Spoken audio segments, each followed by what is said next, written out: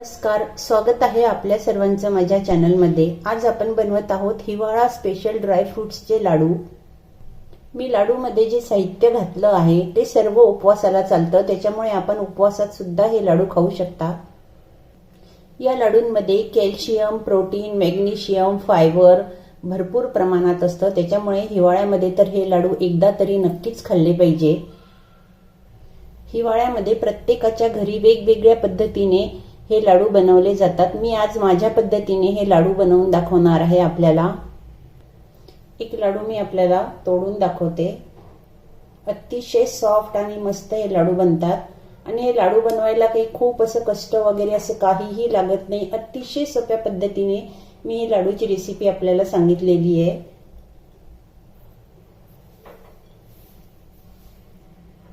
चला तर मग रेसिपीला सुरुवात करूया। बनवूया हिवाळ्यातील पौष्टिक लाडू।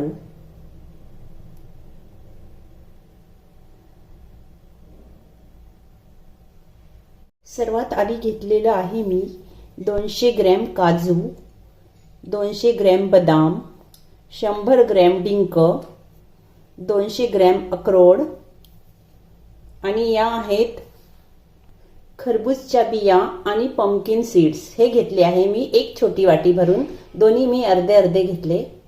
हे पंपकिन सीड्स म्हणजे भोपळ्याच्या बिया। आणि ही आहे 100 ग्रॅम खारीक, ज्याला मी बिया काढून घेतल्या त्यातल्या आणि याला थोडं सुकवून घेतलं, चिरून घेतलं। याला आपल्याला मिक्सरमधनं काढायचे। तुम्हाला जर हे करायचं नसेल तर तुम्ही डायरेक्ट विकतची खारीकची पावडर मिळते ती घ्या 100 ग्रॅम। आणि ह्या सर्व वस्तू थोड्याशा कमी जास्त प्रमाणात झाल्या तरी चालतात। ड्रायफ्रुट्स तुम्ही तुमच्या आवडीनुसार कमी जास्त करा।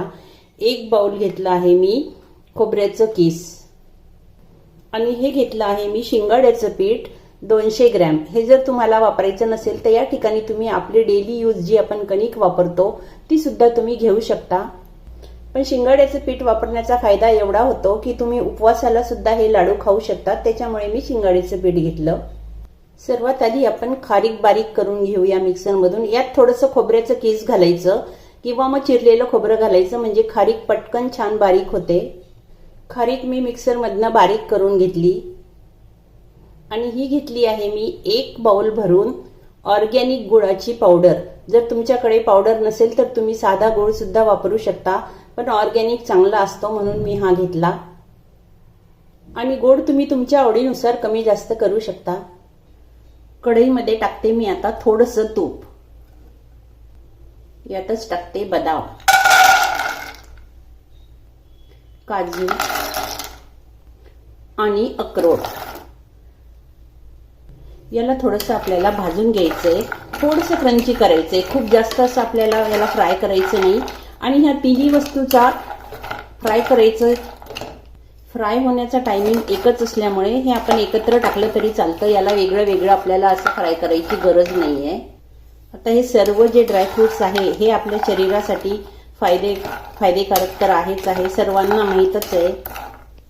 अक्रोड कोलेस्ट्रॉल कंट्रोल करतात आणि काजूमध्ये कॅल्शियम भरपूर प्रमाणामध्ये असतं। बदामामध्ये सुद्धा कॅल्शियम, मॅग्नेशियम, फायबर, प्रोटीन भरपूर प्रमाणामध्ये असतं, त्याच्यामुळे आपण हिवाळ्यामध्ये ह्या वस्तू खाल्ल्या पाहिजे।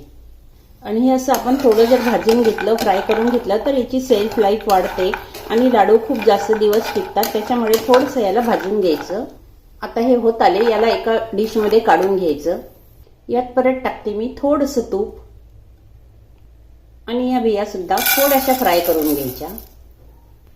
तुम्हाला आवडत असेल तर तुम्ही पिस्ता सुद्धा वापरू शकता। हे सुद्धा आता होत आलं। याला आता आपण याला सुद्धा वेगळ्या डिशमध्ये काढा, त्यात काढू नका ज्यात काजू, बदाम, अक्रोड काढले आहे, कारण हे आपल्याला मिक्सरमधून बारीक नाही करायचे। कढईमध्ये आता परत मी थोडंसं तूप टाकते, आपल्याला डिंक तळून घ्यायचा आहे याच्यात।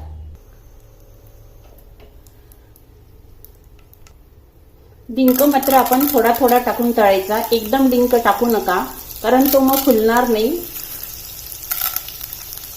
आणि डिंक जर का फुलला नाही तर मग तो खाताना दाताखाली लागतो कचकच, त्याच्यामुळे थोडा थोडा तळून घ्या। सर्व डिंक तळून घेतला आणि आता याच कढईमध्ये घालूया आपण खोबरं। खोबरं आपल्याला खूप जास्त भाजायचं नाहीये। यात टाकते मी 2 चम्मच खसखस,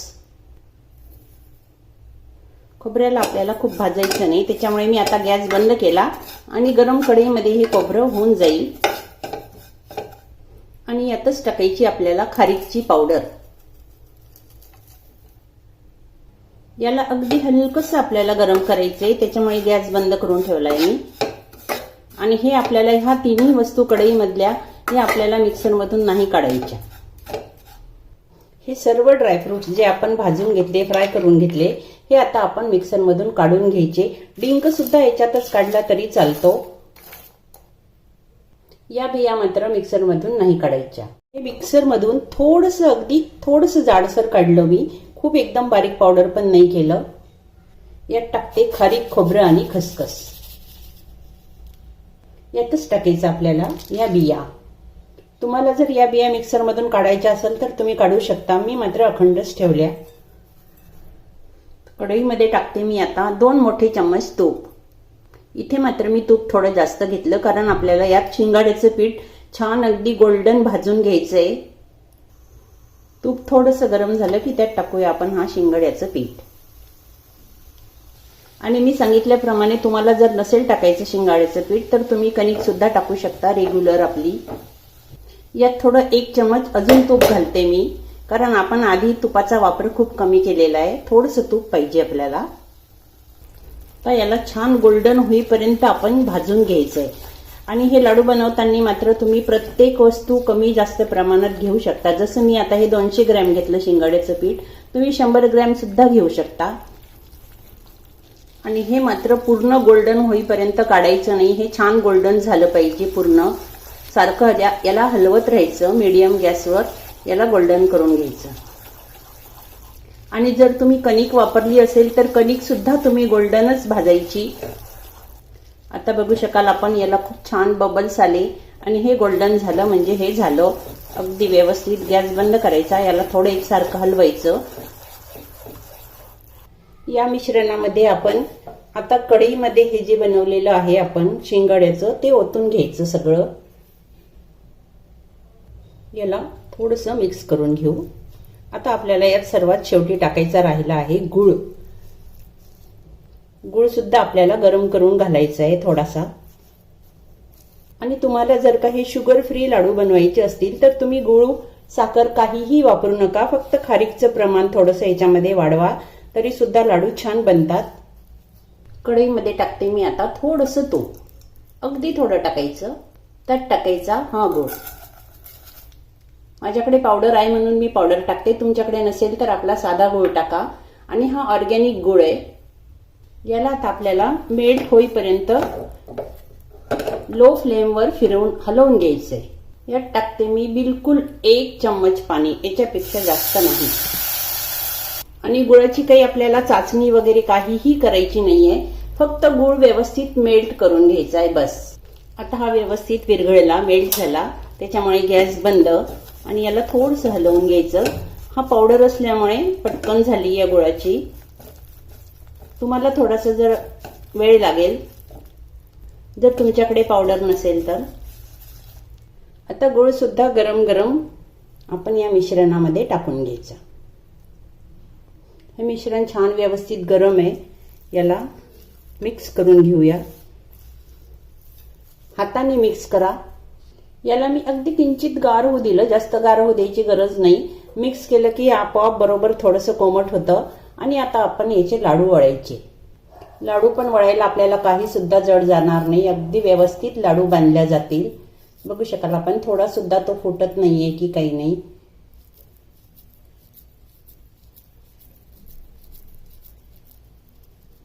याला थोडं जर आपण हातावर फिरवलं तर छान चकाकी पण येते आणि लाडूचा आकार पण छान होतो. तुमच्या आवडीनुसार तुम्ही छोटे मोठे कसेही लाडू वळा. 2 लाडू मी बांधले.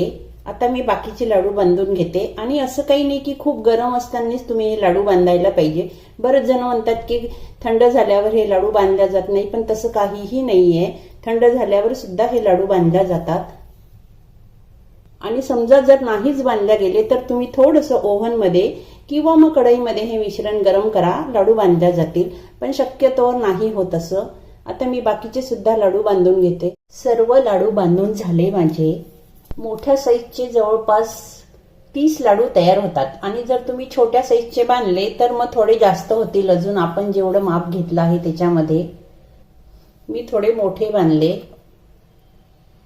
तर आपण सुद्धा नक्की या पद्धतीने लाडू बनवा आणि हिवाळा एन्जॉय करा. पुन्हा भेटूया अशाच एक छानशा रेसिपीसह. तोपर्यंत धन्यवाद.